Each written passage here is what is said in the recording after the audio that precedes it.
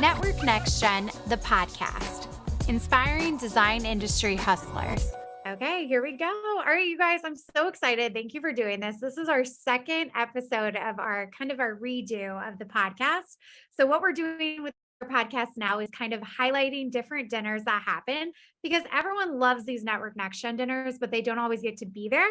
So this is kind of like after the Network Next Gen dinner. What happened? We're going to clue everyone in and kind of just do some like thoughts after the dinner of what happened, topics we touched on, and anything we want to say about the dinner. This one specifically is our Network Next Gen Los Angeles dinner that we're recapping. So excited to have you both here. So if you guys want to introduce yourself real briefly, that'll be our intro, and then we'll go from there. So Sarah, why don't you start? My name is Sara Cecil. I am an interior designer in Los Angeles at Abramson Architects. I worked in residential, shifted over to commercial, and now I am working mainly in healthcare. Awesome. Okay. And how long have you been in Los Angeles? I've been here for a decade, but I'm a boomerang kid. I came down from high school from being up north, came down here for a couple of years, went back to San Francisco for like 5, and then boomeranged my way back down to LA. And I've been here for a decade. I did not think I'd be here for a decade, but I've been here for 10 years again. Dang, and that makes you a real Los Angeles, right? Person. How do you say that? The Los Angeles Angelino. Person. I'm an Angelino now. That's amazing. Awesome. Well, thanks for being here. All right, Elizabeth, you're next up. Yeah, I'm Elizabeth Kim, and I'm an interior designer at Pacific Dimensions. I work in the residential firm right now. There's 2 departments. It's actually more focused on models, but I got my start in the residential side, and I'm slowly working my way into the model side as well. So a couple of commercial projects here and there. I've been here for about a little over a year and a half now, and I'm also kind of a transplant, I would say. I guess you could say I boomeranged a little bit because I was born in Los Angeles, but then I moved to Seattle when I was a child and kind of grew up there, and then finally made my way back. I guess home was calling me. So it's been boomerang. We didn't even know that. That's amazing. Yeah. Okay, cool. And how long have you been practicing design in Los Angeles? So I'd say about 2 years. I moved here from Seattle. I was working in the healthcare industry, so kind of opposite from you, Sarah. And then I made my switch over to interior design. I just couldn't do that 9 to 5 anymore, working in a hospital building. That wasn't for me. And so I had to do something a little bit creative. And and I found myself in this field, and I absolutely love it. Amazing. All right, cool. Well, you guys, I would love to hear, especially since we have so many next geners across the country. Can you describe a little bit of what it's like to be a designer in Los Angeles? Like, what makes it special to like do design in LA? What's it like? Like, what's your overall vibe of the LA design industry? I think that would be interesting for anyone outside of LA to kind of hear what it's like. So Sarah, we'll have you start. I mean, I think it's really funny that Elizabeth and I both are not from here, but have spent enough time here. So I personally think that one of the major differences between LA and maybe anywhere else is our weather. It's beautiful all year long. So the way we design, we think about things a little bit differently than maybe a Boston or a New York, or even like a Texas, an Austin, Texas, because we really have the ability to be outside almost all year round. So we really do get those indoor, outdoor living spaces. Even when you're talking commercial, like having those outdoor spaces, even in healthcare, is super important because people want to be outside. I mean, we get the sun all the time, so why not take advantage? So I think that's one major difference. Obviously, the industries here are a lot different.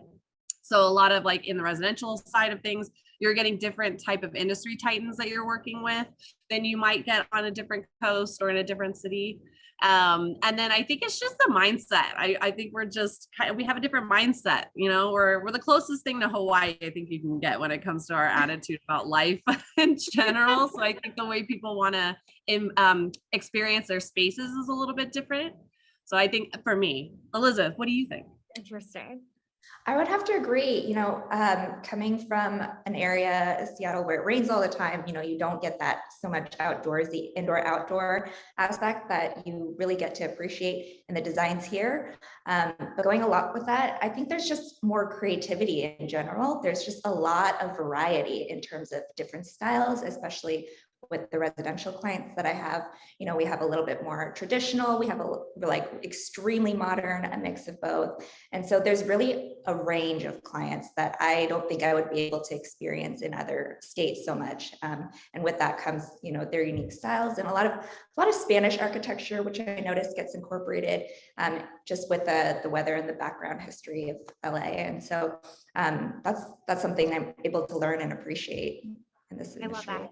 I think as someone who's not from LA, so I live in Chicago, which means I don't have that beautiful indoor outdoor living that you're talking about. I'm so jealous of it. But that's what makes everyone hate people in LA, I think, because they're like, dang it, you guys are right. That's amazing.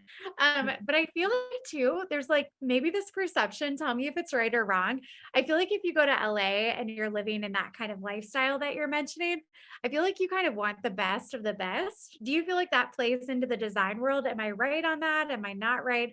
I kind of feel like my perspective of LA, which could be wrong, is everyone kind of wants the best of the best, what's new, what's happening. Do you think that's accurate? I think so.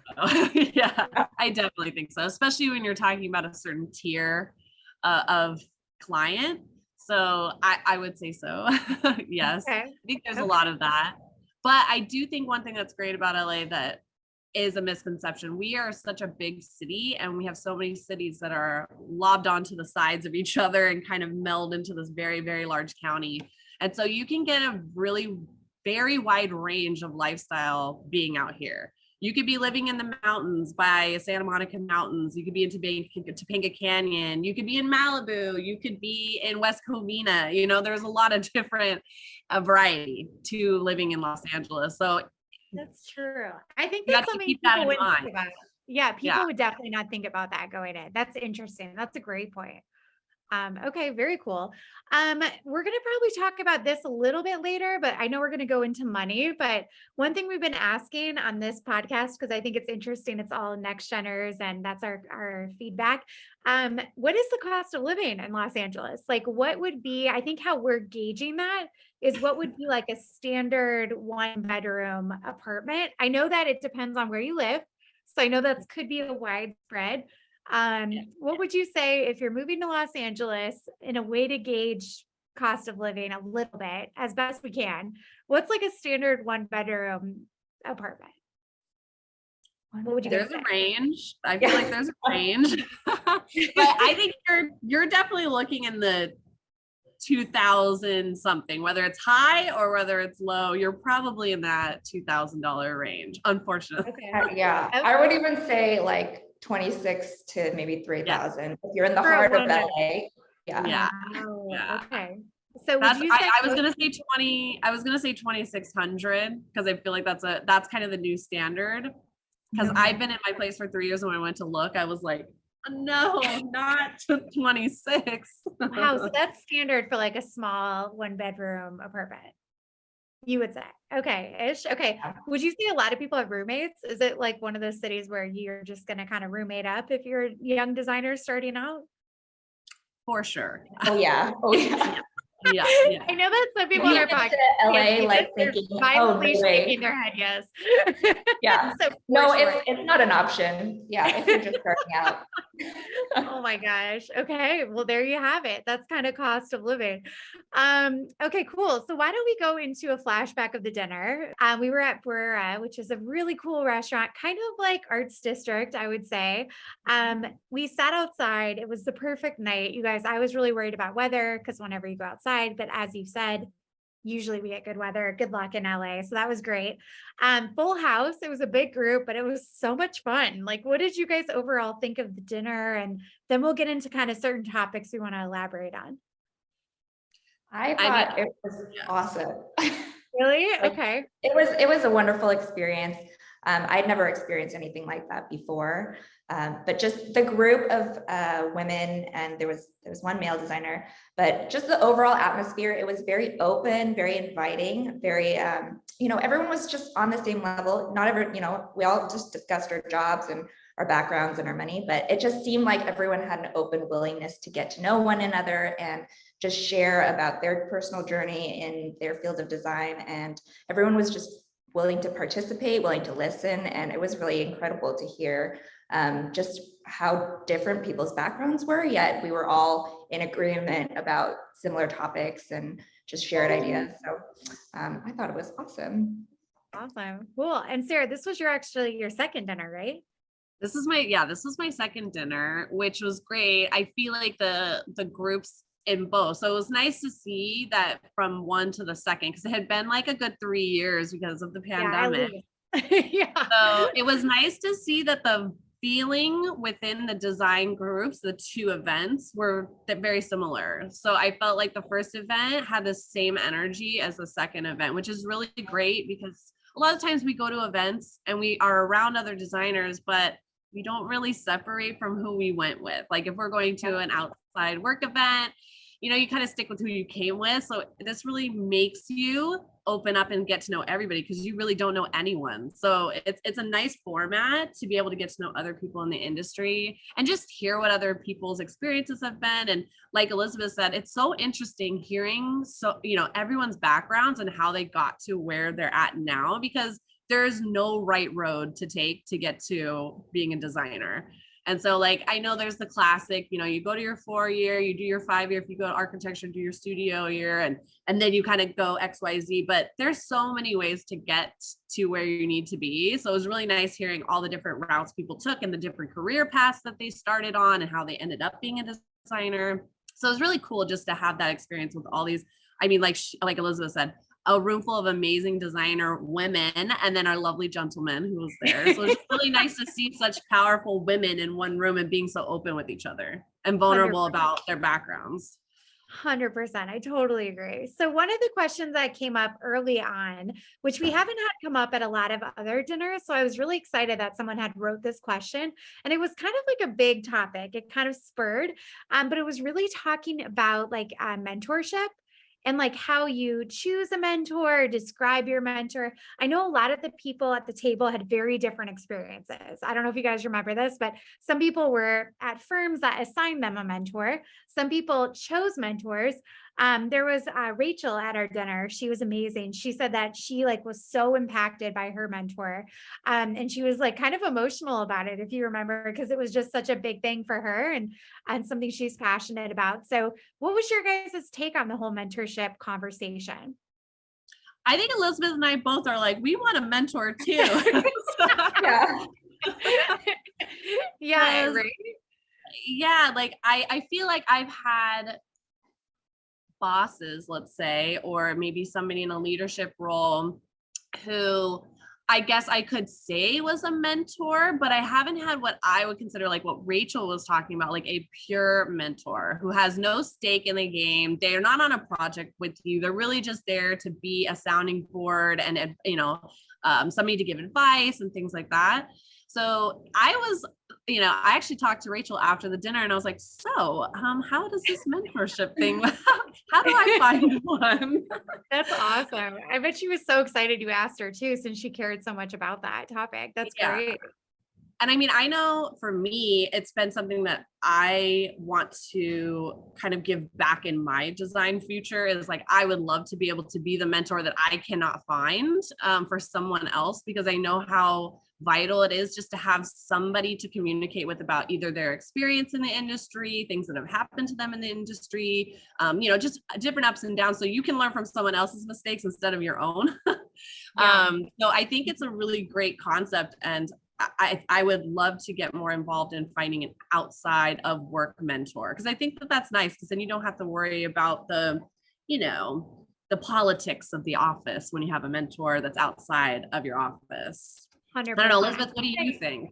I was going to point that out too, because I think that key aspect of being having a mentor relationship with someone outside of your work field, or someone outside of your company, is really important, because they're there to give you a third perspective, someone that you don't work so closely with. And when I was thinking about who would be a mentor in my career field, I do have a manager who I work really closely with and who's been teaching me all the ins and outs of design.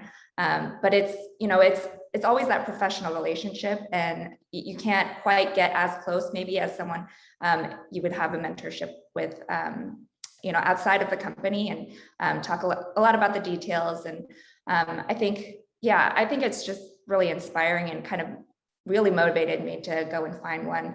And I think, whether it be someone who's assigned to you at a company or, someone you just kind of find along the way and kind of admire and then go up to them and, kind of start this new relationship. I think, that's really something that made me reconsider about, what direction I want to go in my life, and really started to open my eyes and pay attention to the kind of the leaders in the industry around me, and who I really want to form these kind of like mentor relationships with, and who, what ways that I can be a mentor even in my limited career experience. So I think it was really eye-opening. I love that you said too, like no stake in the game, because I do think sometimes you think that they have to be in your firm and they have to be your direct supervisor, but that almost removes the pressure if it's not your direct supervisor, because then, like you're saying, you don't feel like it's some sort of performance thing where you can't be totally open, because you're not going to tell your supervisor if you think your supervisor sucks. Like you're going to just, you know what I mean? That's not going to work out. So, what were some of the other tips that Rachel had mentioned, Sarah, to you after about like finding a mentor? Because I know some people had mentioned, Elizabeth, it might have been you, like different organizations that people are going through. But did she say anything else? I think people had said networking events, who you organically click with. Trying to think of some of the other main points. Yeah, I remember that she had mentioned specifically the AIA, the Women of AIA events, and that's where she had found her mentor, because she had been a speaker and she had gone to listen. And I, being an interior designer and not an architect, I had mentioned to her, well, I don't know that AIA would want me there because I'm not. We have women in my office who are part of the AIA. But it's never been something that I've been as focused on getting involved with, because we have the IIDA. And so we have some other things for interior side.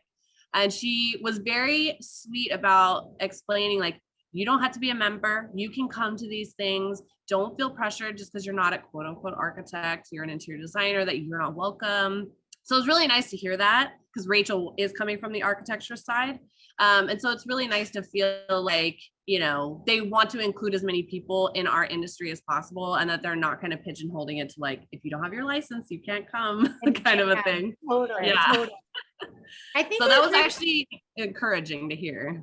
To like just show up. I think there were a couple different discussions during the night about people in our group who were like, no one else from my firm attends events, but I go because I want to meet people and I want to advocate for myself. I thought that was a pretty cool takeaway I got from the dinner, where so many people in the group were like, listen, I'm like, even if I have to go by myself, I'm doing this for me and my career, and I'm going to do it. And like, I thought that was pretty encouraging for anyone around the room. I think that's something that especially younger designers don't realize, is your reps are really your eyes and ears in the industry, because they're the ones who go into every single firm. They're the ones who talk to everyone. So they kind of know a lot more than you think they do about what's going on. If you're looking for a new job, a lot of the times your reps might know who is hiring, or might know a firm that they think you might be a good fit for, because they know everybody. They're the ones who talk to at least a handful of people in every firm. So sometimes they're a really good resource to have in your back pocket, to be honest. And a lot of them were previous designers or have just been working in the industry for so long. And yeah, that was new to me, I was like, I should be using my reps more, because they're so helpful. Like their willingness to just be there and help out in any way is it's astounding.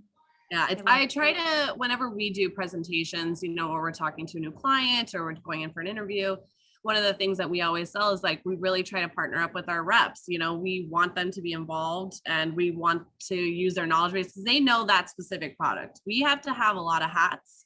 We have to know a lot about a lot. And so it's helpful having extra hands to just kind of make sure that whether you might just be pulling fabric off the internet, and they're going to call you and go, hey, I don't know if you realize, but you can't use this on XYZ. Let me send you something that's going to work better. And then you're like, oh my God, great. Because there's times like, I'm looking for an ebony colored LVT, and I'm just clicking on the color, and I'm just, send me every sample of everything that's in this color.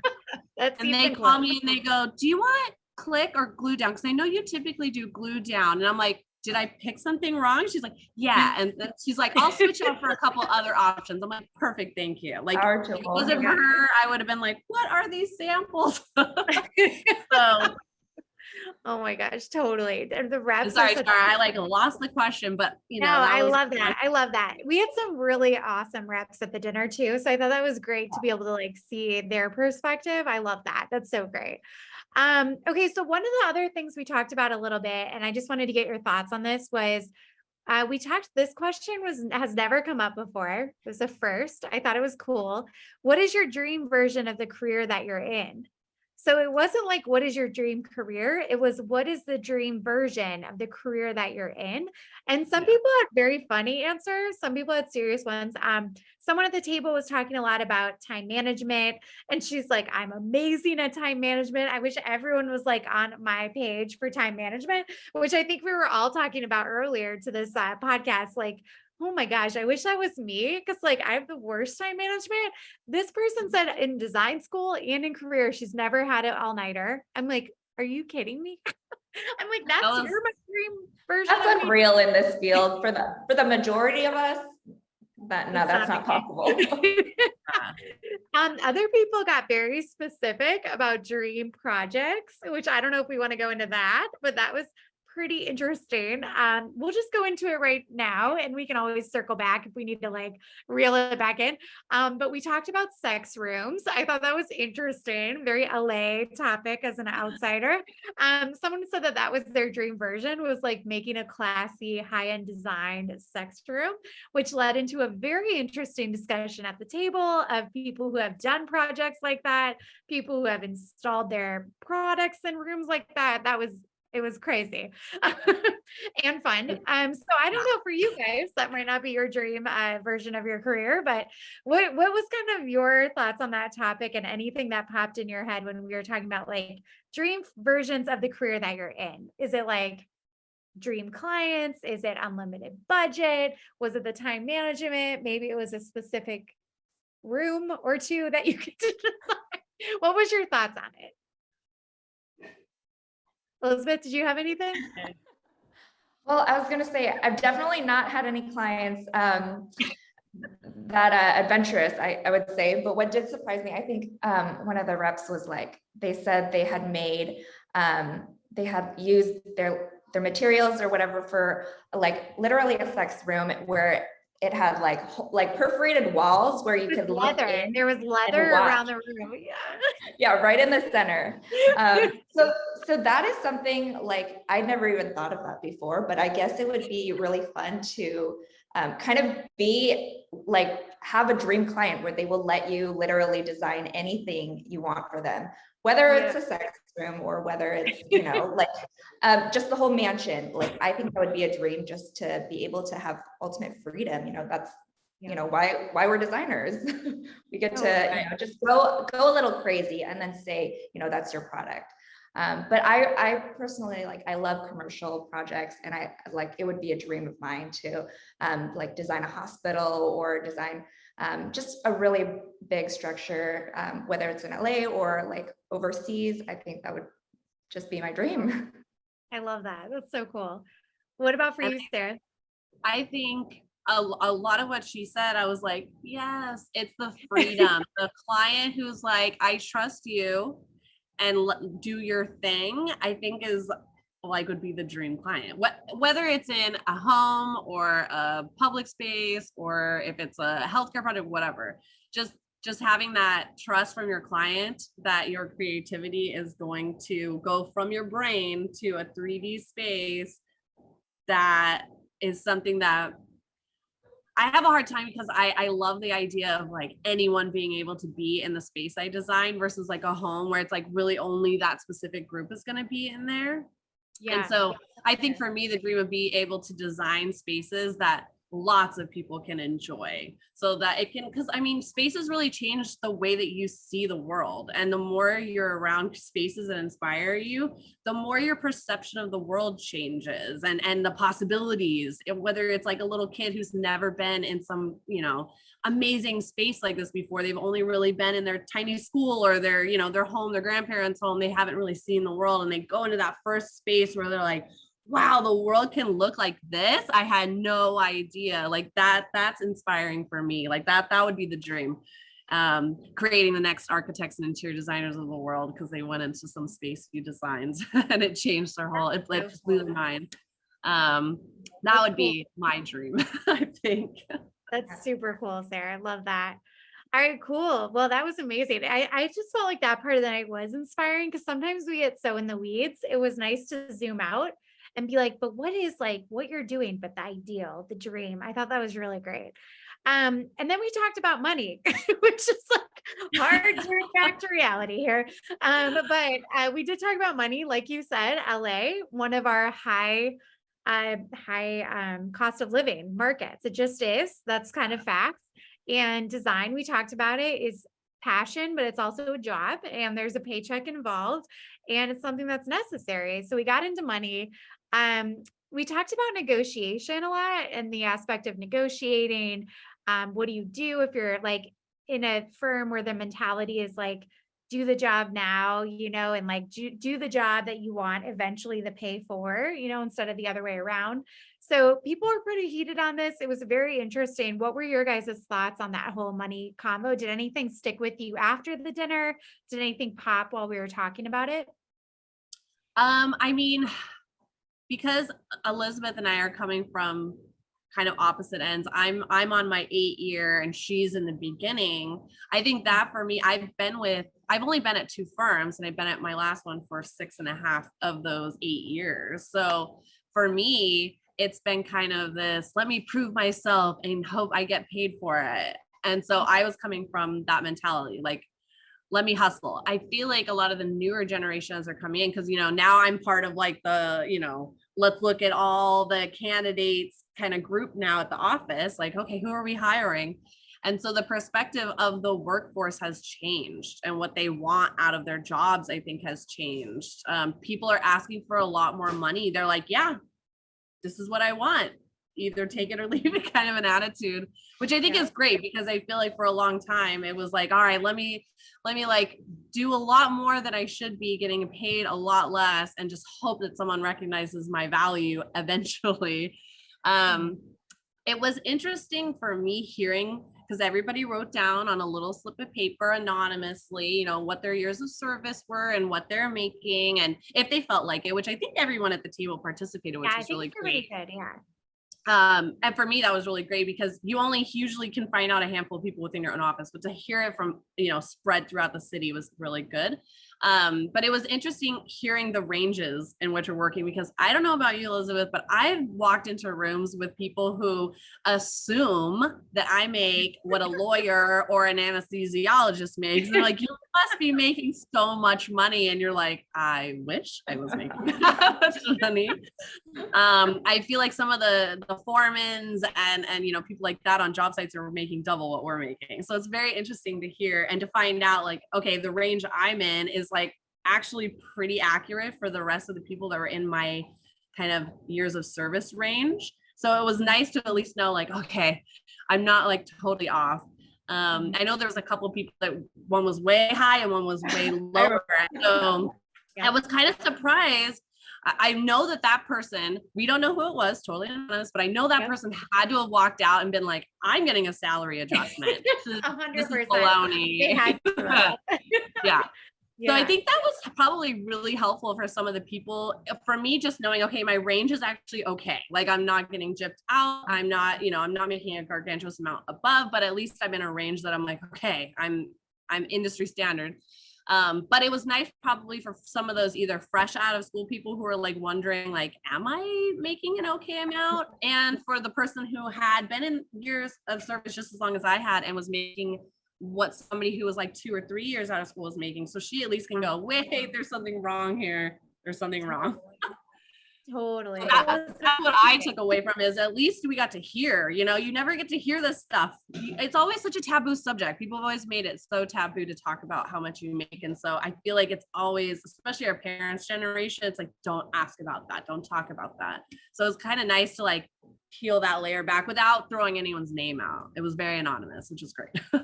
Totally. I mean, everyone kept their reactions very subtle, which was good. I'm always like, don't Yeah. look at the reaction. If it's anonymous for a reason. So, yeah, for sure. Elizabeth, what do you think? Because you're, like you said, Sarah, you've been in it for 8 years. Did you say Yeah. 8 years? Mhm. Okay. So Wow. Elizabeth, you've been in it for 2. So what were your thoughts on it?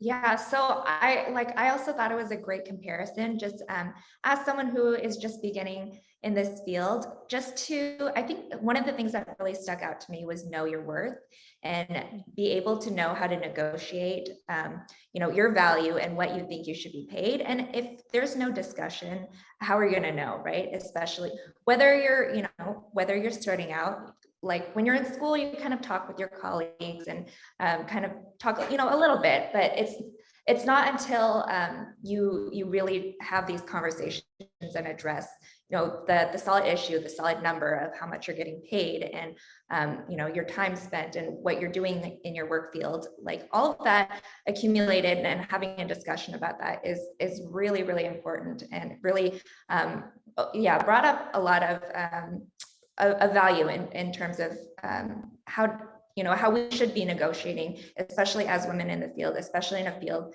that maybe doesn't seem like the highest paying field. It brought a lot of just insight into also the other side, people who have been working in the industry for so many years and who have just been settling for a certain amount, and then just kind of hoping to be noticed, like you said, and hoping to be paid more eventually with the more time they spend. And so it was a really great way to affirm, what my value is currently, and how much, I'm allowed to ask for. Sometimes we may not always feel like we're allowed to ask for more or for what we want. And I think one thing Terry said was, a lot of women generally ask for a ballpark, a range of numbers. I want to be paid, from this to this. And, if they say the lesser or somewhere in between, hopefully somewhere in between, we'll take it. But, I didn't, I found that really surprising because, I think maybe because I'm new in the field, I know what to ask for. There's no harm in asking for the highest number, just go for it. And if they say no, they say no. That's what it is. But I think, showing any kind of flexibility and saying that you have a lower value than what you actually want, I don't think that helps at all. And so I thought it was really helpful insight to just, you ask for that high number and just go for it. And that's kind of, where you start your negotiation. Agreed. That was one thing that I also took away was the negotiating part. I do think as women, we get a little reluctant when it comes to negotiating. It's just like when you go to a car dealership. I feel like we're the worst at car dealerships too. Yeah. I mean, I don't want to generalize and say everyone, because I know some hard-hitting women who will walk in there and be like, this is what I want, and walk out with it. But I do think as we're kind of progressing in the years to come, we as women need to walk in there and be like, here's my hard number. I mean, it's hard because I want to be more accommodating. I don't want to that's something that I think we're all kind of learning how to get over is okay, my coworker James just walked in and gave a hard number with no care in the world about it. I was like, listen, this is what it is. I should be able to do the same and get over that fear that I might be judged or they might think I'm being a pain in the ass, or sorry, probably no cussing. You can say that. So I think that's something that was also something I took away, was looking at all the women going, yeah, hit that hard number. Why aren't we doing that? It's just kind of like a nice women powwow to be like, go and ask for that number. Why are we being so tiptoey about this? Totally. And I think too, I think that was really special. And I also think just like you said, it has been taboo to talk about it. So then that's what makes people even more anxious when they're going into a negotiation, because it's been so taboo that somehow your emotions get tangled. And the more we can do what we are doing and talking about money and also practicing, one thing I've really started to say every dinner is the first time you do your negotiation shouldn't be with the person your negotiation, in the moment, right? You should practice that negotiation before with friends, with coworkers. The more you get comfortable with it, the better it's going to be. And I think sometimes that just takes experience. So the sooner we can tell people that and get them practicing, I think the better for all of us, right? Like, Yeah. I don't know. I think people coming in with higher salaries and expectations only lifts the rest of us up. So I think that's great. All right, cool. Well, you guys, I think we're gonna end with like something positive, like some positive career affirming experience that you've had of some sort. Has there been like a career affirming experience you've had that you're like, you know what? This is why I do this. This is why I'm a designer. This is why this matters to me. Have you had one that you can think of that's popped out? It could be big or small. It doesn't have to be something like, magical. It could be anything big or small. Elizabeth, do you want me to go first? I'm still thinking. Okay. So if you want to share your 8 years experience, so I mean, nothing crazy. I mean, it was really exciting going up and getting, being a nominee for IIDA awards for the first time, which was like, oh my God, we didn't win, but that's okay. It was still exciting to go because it's like the red carpet for our industry where it's like, you go, they literally have a red carpet out. Everyone wears beautiful dresses. Like it's like to the nines. But honestly, one of my favorite things is finishing a project and then getting those emails, whether it's your project manager, whether it's the end users reaching out, whether it's, PMs from the GC side who are like, this project was awesome. Everybody loves it. Everyone's so happy with it. They say it's their favorite new spot out of because I work a lot with one company that we have multiple locations. So getting that feedback where it's like everyone thinks this place looks like a spa and it's supposed to be a medical clinic, and you're like, yes. So just those, getting that, like, I have a little collection of emails from people where it's like, just saying how much they appreciate what we've done. That's for me is like the best part. I come from a really small team, so I'm usually the one designing it, and then I'm usually the one at the very end, like handing the key over. So just knowing that like all that time and effort was worth it, and somebody appreciates the space and is enjoying it, like that for me is like my favorite. So I just had 2 really big clinics finish up, and we've just been getting nothing but positive feedback. And for me, like general contractors, they usually don't say anything about design. They're like, yeah, whatever. You guys are just a pain. But but when a GC calls and says, wow, like this is a killer project, I'm like, you didn't have to say that. Like you had no reason to say that. So anytime you're getting that type of feedback, that's what makes it worth it for me. That's the good stuff. Satisfactory. That's amazing. Cool. Elizabeth, what's yours? Anything positive? Anything affirming? Yeah, I would have to agree. I think just the general feedback from clients, we, especially residential clients who like you kind of battle with because, they have a particular taste and you do everything you can just to make it, their dream home, or sometimes it's like their 5th or 6th home, and, every house has to be the dream home.